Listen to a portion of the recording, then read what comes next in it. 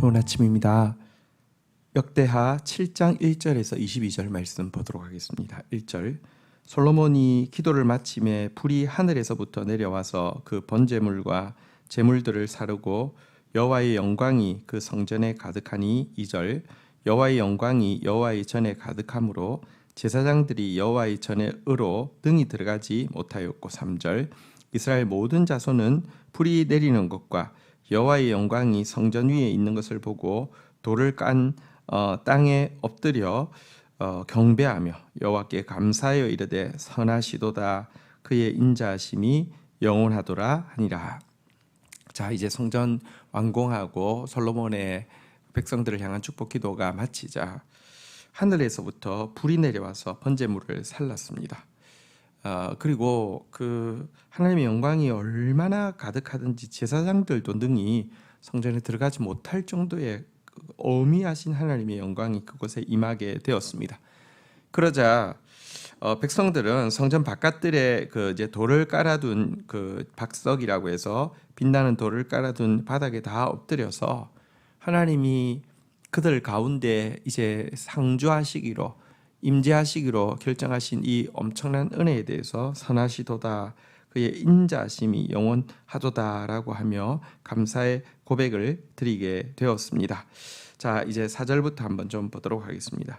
이에 왕과 모든 백성이 여호와 앞에 제사를 드리니 5절 솔로몬 왕이 드린 제물이 소가 22,000마리요 양이 12만 마리라. 이와 같이 왕과 모든 백성이 하나님의 전의 낙성식을 행하니라. 6절 그때 제사장들은 직분대로 모셔서고 레위 사람도 여호와의 악기를 가지고 섰으니 이 악기는 전에 다윗 왕이 레위 사람들에게 여호와께 감사하게 하려고 만들어서 여호와의 인자하심이 영원함을 찬송하게 하던 것이라. 제사장들은 무리 앞에서 나팔을 불고 온 이스라엘은 서 있더라. 7절 솔로몬이 또 여호와의 전 앞들 가운데 거룩하게 하고 거기서 번제물과 화목제의 기름을 드렸으니 이는 솔로몬이 지은 놋제단이 능히 그 번제물과 소제물의 기름을 용납할 수 없었더라. 자, 이제 이렇게 하나님의 영광이 임하자 이 하나님의 영광 앞에서 왕과 백성들이 화목제를 드리게 되었는데요. 솔로몬이 드린 예물이 소가 22,000마리, 양이 12만 마리, 또 모든 백성들이 이 낙성식 가운데서 하나님을 예배하게 되었다 이렇게 이야기하고 있습니다. 너무 드려진 제물이 많아서 그 번제단, 놋제단을 만들어 둔 곳에서 다 소화할 수 없어서 성전 앞들을 거룩하게 해서 그곳에서도 하나님께 드리는 제물을 바치게 했다 이렇게 이야기를 하고 있습니다. 하나님이 영광 가운데 임하셨다는 것은 솔로몬이 기도하였던 그 모든 상황 가운데 하나님께서 그들을 용서해 주시겠다는 증거이기 때문에 하나님 앞에서 그들은 정말 온 마음 다하여서 감사하면서 감격하면서 예배를 드리고 있는 것입니다. 이렇게 해서 성전의 낙성식이 유대력으로 7월 8일에 시작해서 7일간의 낙성식을 마치게 되었습니다. 그러자 7월 15일이 되었는데요. 7월 15일부터는 또 한 주간이 초막절 절기입니다.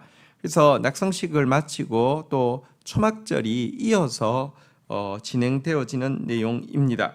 8절입니다. 그때에 솔로몬이 7일 동안 절기를 지켰는데 하맛 어기에서부터 애굽 강까지의 온 이스라엘의 심히 큰 회중이 모여 그와 함께하였더니 9절 여덟째 날에 무리가 한 성회를 여니라.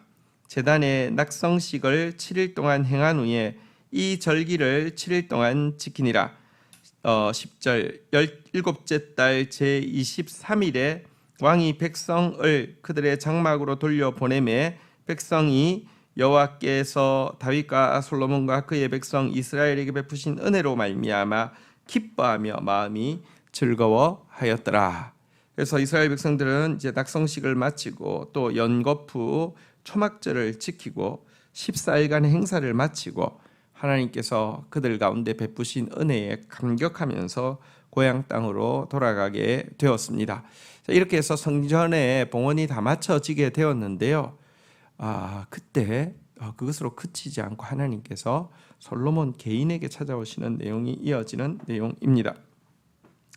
자, 11절 솔로몬이 여호와의 전과 왕궁 건축을 마치고 솔로몬의 심중에 여호와의 전과 자기 궁전에 그가 이루고자 한 것을 다 형통하게 이루니라.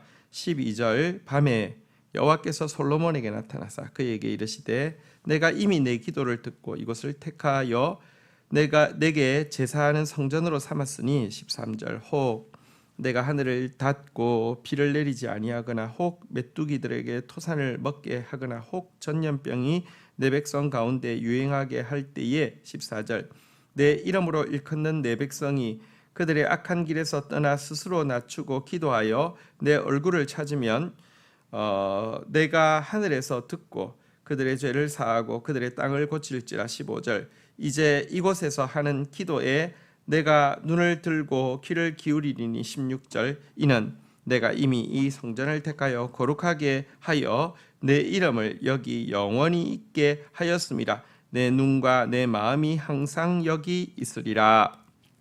자, 솔로몬이 이제 봉헌을 마치고 났을 때에 그날 밤에 여호와께서 친히 솔로몬에게 나타나셨습니다. 내가 이미 너의 기도를 들었고 이곳을 택하여 내게 제사하는 성전을 삼았다라고 하시면서 그러니 재앙의 날에 당신의 이름으로 일컫는 당신의 백성이 그들의 잘못에서 떠나서 하나님과 맺은 언약 관계로 돌아와서 스스로 낮추고 전심으로 하나님의 얼굴을 찾으시면 반드시 그들의 기도를 들으시고 사하시고 고칠 것이라고 다시 한번 약속해 주셨습니다. 하나님 또 성전에서 하는 기도에 눈을 들고 귀를 기울이시겠다고 다시 한번 이 성전을 택하여 당신의 이름과 눈과 마음이 항상 거기 있겠다고도 약속하셨습니다. 여러분 한번 생각해 보십시오. 솔로몬이 기도할 때 불 가운데 임재하셔서 이미 그의 기도를 받아주셨다고 하셨는데요. 다시 음성으로 똑똑히 다시 한번 이렇게 어떤 재앙 가운데더라도 정말 깨닫고 돌이켜서 이곳에서 기도하면 들으시겠다고 말씀으로 다시 한번 말씀하고 있는 것을 유념해서 보실 필요가 있습니다. 여러분 사실은 어떤 표적보다 더 중요한 것은 말씀입니다. 말씀이 가장 정확한 것입니다. 불이 임했으니까 이제 잘 되겠지가 아니라 그것으로 그치지 않고 다시 한번 말씀으로 확정해 주고 계십니다. 기독교는 말씀의 종교입니다. 하나님은 인격적인 분이십니다. 인격적으로 솔로몬 개인에게 찾아오셔서 말씀으로 다시 한번 그의 기도에 대한 응답을 주고 계신 것을 보십시오. 그러나 여기에도 전제 조건이 있습니다. 17절 내가 만일 내 앞에서 행하기를 내 아버지 다윗이 행한 것 같이 하여 내가 내게 명령한 모든 것을 행하여 내 율례와 법도를 지키면 18절 내가 내 나라 왕위를 경고하게 돼 전에 내가 내 아버지 다윗과 언약하기를 이스라엘을 다스릴 자가 내게서 끊어지지 아니하리라 한 대로 하리라.